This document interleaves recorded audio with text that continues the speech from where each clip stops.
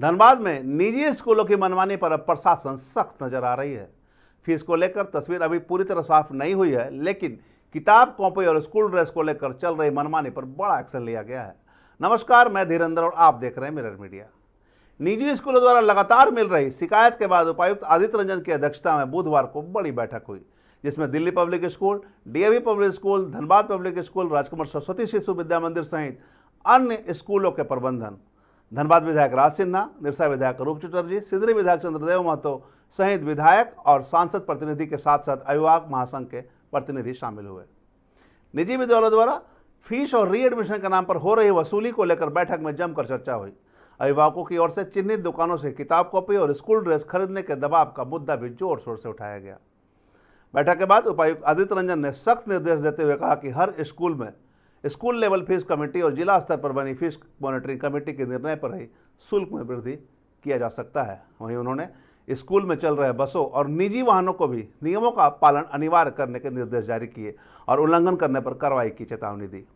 नए निर्देश के अनुसार सभी स्कूलों में बस चालक और निजी चालकों का पुलिस वेरिफिकेशन अनिवार्य बताया और उसकी जांच ट्रैफिक डीएसपी और जिला परिवहन पदाधिकारी को करने की बात कही। इसके साथ ही बड़ा फैसला लेते हुए उपायुक्त आदित्य रंजन ने कहा कि स्कूल 5 साल तक किसी हाल में ड्रेस नहीं बदलेंगे। साथ ही किताब, कॉपी की लिस्ट 5 महीना पहले, यानी कि अगर मार्च में या अप्रैल में सेशन स्टार्ट हो रहे हैं तो नवंबर में उन्हें जारी करनी होगी, पब्लिश करने होंगे, जिसमें किसी भी प्रकार की कोताही बर्दाश्त नहीं की जाएगी। साथ ही उन्होंने कहा कि री एडमिशन एवं अन्य मद में ली जा रही शुल्क के मामले में शिकायतों की जांच कराई जा रही है। रिपोर्ट आने के बाद आगे की कार्रवाई तय होगी। अधिनियम जो बना हुआ है फीस कंट्रोल को लेके और अदरवाइज प्राइवेट स्कूल्स के संचालन को लेके, उसकी जो स्थायी समिति है उसकी बैठक हुई, जिसमें स्थानीय जनप्रतिनिधि, माननीय विधायकगण भी उपस्थित रहे और जो उसमें मेंबर्स हैं वो भी उपस्थित रहे। बट चूँकि जो समिति है उसका ही स्वरूप जो है पूर्ण रूप से गठित नहीं था, कुछ लोग एब्सेंट भी थे, तो उसका फ्रेश गठन किया गया आज सभी की सहमति से। जो स्थायी सदस्य हैं वो तो हैं ही, और जो मनोनीत किए जाने हैं उनको, उन सदस्यों का भी आज नाम पर चर्चा हुई और मुहर लगी है। तो जैसे ही प्रोसीडिंग निकलेगा एक समिति जो है स्थायी बन जाएगी, जो regular overall implementation of these rules को देखेगी। फर्स्ट बैठक उसी पे था, उसमें मूल रूप से सभी चर्चाएँ हुई। जो बाधाएं, जो समस्याएं लगातार प्रेस मीडिया के माध्यम से भी आ रहा है, अभिभावकगण स्वयं भी लेकर आ रहे हैं विभिन्न जनता दरबार में, उन सभी विषयों पर विस्तृत चर्चा हुई। सभी विषयों पर माननीय विधायकगण ने भी अपनी बात रखी। अभिभावक संघ के लोगों से भी समय दिया गया, लोगों को भी समय दिया गया, उनसे भी उनकी बात सुनी गई। सभी उस समिति में 2 विद्यालय के प्रिंसिपल मेंबर थे, राजकमल और डीपीएस, उनकी भी बात सुनी गई। सबको सुनने के बाद हम लोग कुछ 10 से 12 प्रिंसिपल्स पर सहमति हम लोग जताए थे।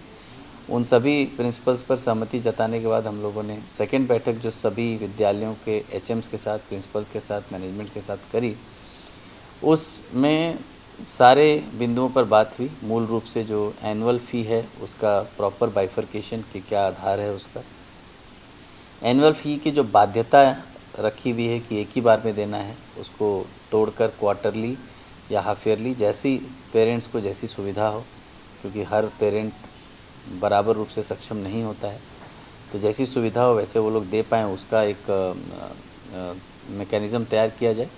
साथ ही साथ सेल्फ डिक्लेरेशन के जो लिस्ट हैं, सेल्फ डिक्लेरेशन ऑफ विद्यालय का overall fee structure, self declaration of विद्यालय के सभी टीचर्स, उनका डिग्री, उनका सैलरी स्ट्रक्चर, ये सब जो भी सीबीएसई के नॉर्म्स में है और गाइडलाइन में है, उन सब का सेल्फ डिक्लेरेशन वो लोग अपने वेबसाइट पे करेंगे। कुछ बिंदु किताबों, स्टेशनरी, ड्रेस, इनको लेकर भी आया था कि कॉमर्शियल एक्टिविटी विद्यालय परिसर में नहीं होनी है, पर ऐसी सूचना आ रही थी कि इधर विद इन द प्रीमाइसेस और through vendors, tagged vendors, fixed vendors, इस तरह की एक्टिविटी चल रही थी। तो उसके लिए हम लोगों ने उन लोगों को निर्देश दिया है कि नवंबर माह में ही आपको सभी किताबों की लिस्ट अपने वेबसाइट में पब्लिश कर देनी है, ताकि सभी माता पिता को पर्याप्त समय मिल सके। अन्य दुकानदार जो टैग्ड नहीं है उनको भी पर्याप्त समय मिल सके कि वो ऐसे बुक्स का सप्लाई अवेलेबल करा पाएँ, और जो पेरेंट्स चाहते हैं तो वो अपना समय लेकर ऑनलाइन भी बुक्स का परचेज कर सकें। तो ये नवंबर माह में अनिवार्य रूप से सभी को पब्लिश करना होगा। कोई भी स्कूल ड्रेस चेंज नहीं होगा, 5 साल के अंदर कोई चेंज करने का प्रावधान नहीं है। अगर 5 साल के अंदर स्कूल ड्रेस का कलर कोडिंग कुछ भी चेंज करते हैं तो उनको फिर अनुमति के लिए आना होगा समिति के पास, अन्यथा जो है वही चलता रहेगा। ड्रेस का जो कलर कोड है, जो साइज है, जो शेप है, जो डिज़ाइन है, वो सब वेबसाइट में पब्लिश हो जाना चाहिए, ताकि कोई बाध्यता न रहे कि कोई ड्रेस जो है वो किसी फ़िक्स शॉप से ख़रीदना है या फ़िक्स ब्रांड का ख़रीदना है या फ़िक्स शॉपकीपर से ख़रीदना है, ये सब बाध्यता उससे टूट जाए, वो हम लोग कोशिश कर रहे हैं। साथ ही साथ एक मेजर जो प्रॉब्लम है विद्यालयों को, वो परिवहन को लेकर है। अभी रांची में भी एक छोटी सी घटना हुई जिसको देखकर हम लोग को सतर्क होना चाहिए। तो ऐसी कोई बड़ी घटना धनबाद में नहीं हो, उसके लिए हम लोगों ने सभी विद्यालयों को निर्देश दिया गया है कि सभी बड़े वाहन जो विद्यालय के अपने चलते हैं उसमें अंदर में सीसीटीवी कैमरा होना चाहिए, और सुप्रीम कोर्ट के कुछ गाइडलाइंस हैं उनको फॉलो करना है कि एक महिला अटेंडेंट मैंडेटरी हो बसों में। साथ ही साथ जो प्राइवेट व्हीकल्स से बच्चों को छोड़ने आते हैं, not the parents but the independent drivers, छोटे छोटे वाहन हैं बहुत सारे जो स्कूली बच्चों को कैरी करते हैं, वैसे वाहनों का प्रॉपर लिस्टिंग, उनके सभी ड्राइवर्स का लिस्टिंग और पुलिस वेरिफिकेशन, ये सब विद्यालयों का दायित्व है, उनको करा के ही रखना होगा। साथ ही साथ स्कूल गेट पर ऐसे सभी वाहनों की औचक जो है जांच की जाएगी टीम के द्वारा, डीएसपी ट्रैफिक डीटीओ के द्वारा, और ऐसा कोई वाहन मिलेगा जो मोटर व्हीकल एक्ट का वायलेशन कर रहा है और साथ ही साथ पुलिस वेरिफिकेशन के बिना अगर बच्चों को कैरी कर रहा है तो उस पर हम लोग कड़ी कार्रवाई करेंगे।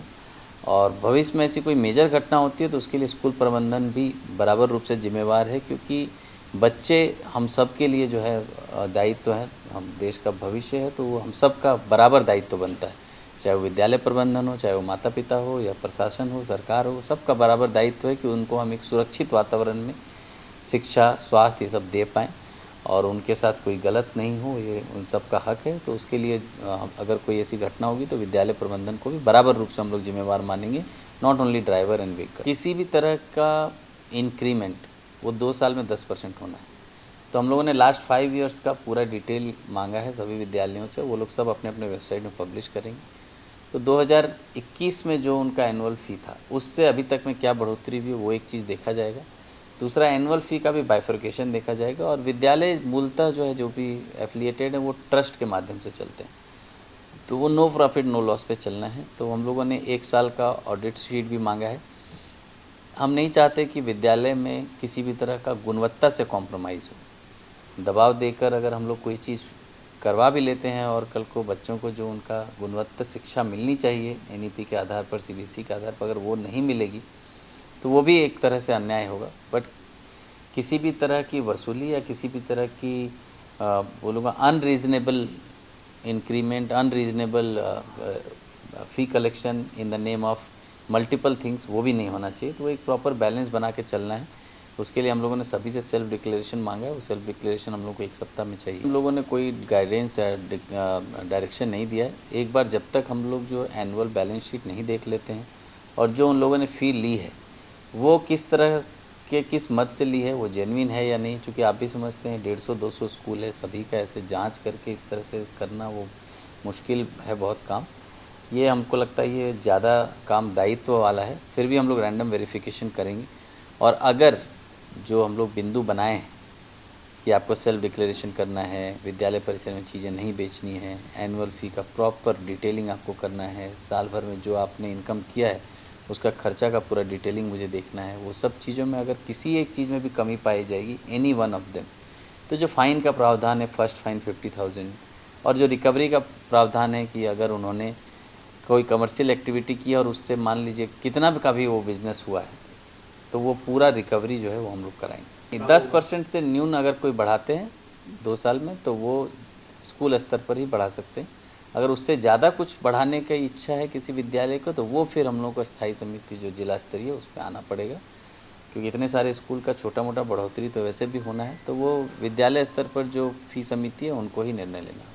ऑडिट रिपोर्ट सबमिट करने का आदेश दिया गया है, वो हम लोग की प्रोसीडिंग से 7 डेज़ का टाइम हम लोग दिए हैं। प्रोसीडिंग से 7 डेज़ के अंदर सारी रिपोर्ट्स, सेल्फ डिक्लेरेशन ये सब कर लेना है। 7 डेज़ के बाद, प्रोसीडिंग के डेट से 7 डेज़ के बाद हम लोग एक दल का भी गठन किए जो विद्यालयों में घूमकर इन सभी बिंदुओं पर जांच भी करेगा और किसी भी बिंदु पर का जो है कमी पाए जाने पर कार्रवाई भी। मतलब अगले सत्र से ये सर अभिभावकों को लाभ मिलने की उम्मीद है, क्योंकि जो अभी नियम बनाए गए हैं लागू होंगे तो अगले सत्र से हम लोग पूरी कोशिश करेंगे। थोड़ा सा इस सत्र में विलम्ब भी हुआ है और चुनाव वगैरह में जिला प्रशासन भी व्यस्त रहा है, बट हम लोग कोशिश करेंगे कि इस सत्र में भी अब आगे कोई ऐसी मेजर अनियमितता नहीं हो और नेक्स्ट ईयर से चीज़ें रेगुलराइज हो जाए। ये जो समिति की बैठक है ये भी साल में एक बार ही हो रही है। लास्ट ईयर हुई थी, इस साल हुई थी, 22 के बाद सीधा 25 में हुई।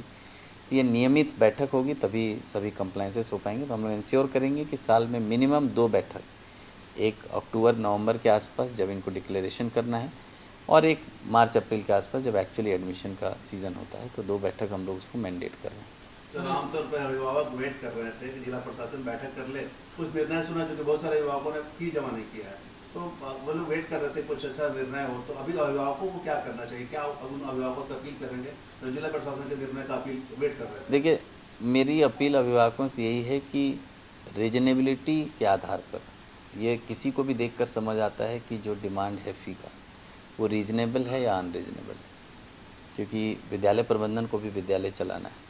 जो मैं बैठक में भी बोल रहा था कि अगर मेरा खुद का किताब का दुकान है और मुझे मजबूर किया जा रहा है कि फ़लाना किताब दुकान से ख़रीदना है, तो मेरे साथ गलत हो रहा है। तो इस तरह का कोई अनरीजनेबल चीज़ मिलता है आपको विद्यालयों से, आप ज़रूर सूचना दें, हम लोग कड़ी कार्रवाई करेंगे। बट ऑब्वियसली बड़े विद्यालय हैं, उनका अपना संचालन है, उनको मैनेज करना है, बड़े विद्यालयों के अपने खर्चे हैं, तो उसको अगर वो रीजनेबल फ़ीस अगर वो ले रहे हैं, रीजनेबल अगर एनुअल चार्ज ले रहे हैं, तो उस पर कोई रोक जो है कानूनी तौर पर भी हम लोग नहीं कर सकते हैं। बट हाँ, जो मैं बार बार कह रहा हूँ, अगर कोई अनरीजनेबल डिमांड है, अनरीजनेबल तरीके से डिमांड है, दबाव दिया जा रहा है, आप जिला प्रशासन को उसकी सूचना ज़रूर दें। संबंधित विद्यालय प्रबंधन पर, विद्यालय के मान्यता पर हम लोग कड़ी कार्रवाई करें। सेल्फ डिक्लेरेशन की बात हम लोगों ने करी है। सेल्फ डिक्लेरेशन में एसएमसी समिति और फ़ी समिति दोनों का गठन करके उनको अपने वेबसाइट पे डालना और हमें भी बताना है, और वो चूँकि वो डिक्लेयर करेंगे तो वो सभी नॉर्म्स को फॉलो करके करेंगे। सर, ट्रांसपोर्टर को जैसा आप बता रहे थे कि नियमों कानून का पालन करना है, तो कुछ सीटिंग कैपेसिटी भी बनाए गए हैं क्या? जैसे निजी जो स्कूल के लिए वाहन चल रहे हैं तो नंबर ऑफ पर्सन से ज़्यादा, किसी वैन में 15 बच्चे बैठा ले रहे हैं, तो सीटिंग का को लेकर भी कुछ निर्णय लिए गए हैं? नहीं, जो स्टैंडर्ड मोटर व्हीकल एक्ट में है, हम लोग आपने देखा होगा लास्ट 6 महीने में 2-3 बार राउंड चलाकर विद्यालयों के स्कूल बसों पर फाइन कर करके लगभग 20-20 लाख का 2 बार फाइन किया है सभी विद्यालयों को मिलाकर। तो हम लोग वो सब नॉर्म है जिसको हम लोग फॉलो करा रहे हैं। वो जो मोटर व्हीकल एक्ट में लिखा है उससे इतर होगा तो हम लोग कार्रवाई करेंगे। फिलहाल शुल्क रिम्बर्समेंट पर प्रशासन ने स्थिति साफ नहीं की है, लेकिन इस पहल को अभिभावकों के हित में बड़ा कदम माना जा रहा है, क्योंकि स्कूल ड्रेस और किताब कॉपी खरीदने के लिए अभिभावक जो बाध्य हो जाते थे उनमें उन्हें राहत मिली है। कुल मिलाकर प्रशासन की इस पहल से अभिभावकों को राहत मिलने की उम्मीद है और शिक्षा व्यवस्था में पारदर्शिता बढ़ने की संभावना भी जताई जा रही है। अब देखना होगा आने वाले समय में शुल्क को लेकर जिला प्रशासन किस तरह से कार्य करता है, किस तरह से जांच होती है और अभिभावकों के हित में ध्यान रखते हुए कितना बेहतर कदम उठाए जाते हैं। साथ ही निजी स्कूलों की जो मनमानी चल रही है उस पर कितना जल्दी अंकुश लग पाता है। तमाम इससे जुड़ी खबरों से लगातार आपको अपडेट करवाते रहेंगे। बने रहे मिरर मीडिया के साथ।